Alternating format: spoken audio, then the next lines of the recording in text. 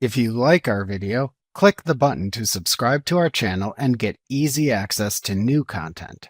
To see our full suite of ad-free video courses, instruction manuals, and quick reference guides, visit us at www.teachucomp.com.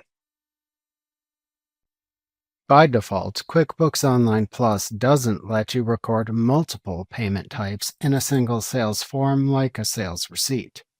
However, you can create a payment line item to work around this.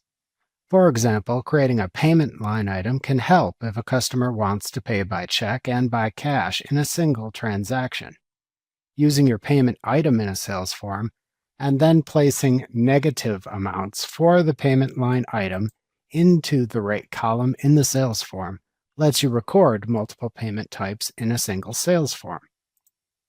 To create a payment line item in QuickBooks Online, create a new product or service item by clicking the Settings button in the QuickBooks Online toolbar.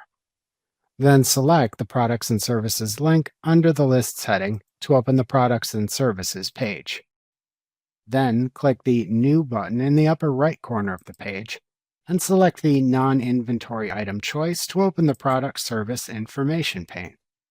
In this pane, type a name for the payment line item into the name field, like cash payment or check payment.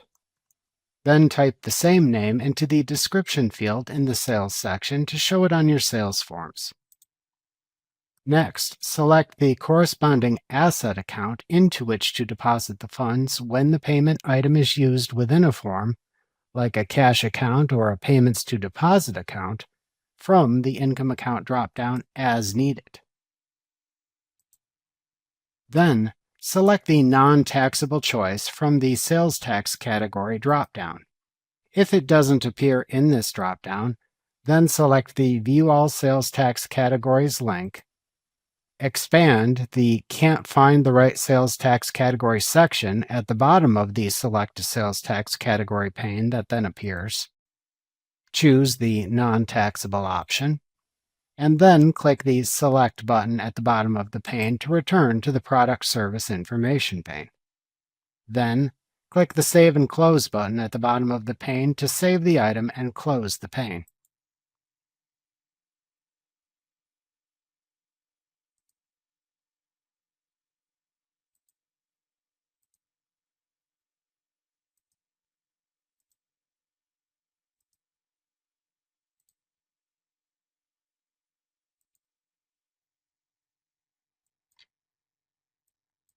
After creating the required payment items, you can then use them in the Line Items area of Sales Forms to record a customer payment to the associated asset account. When entering a payment line item, be sure to enter the payment line item with a quantity of 1 and a negative payment amount in the rate column within the sales form.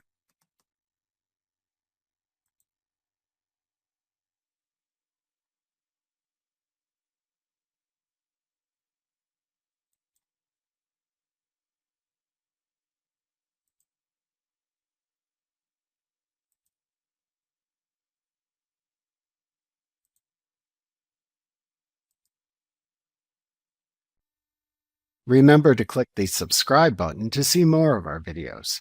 See our full suite of courses, instruction manuals, and quick reference guides at www.teachucomp.com.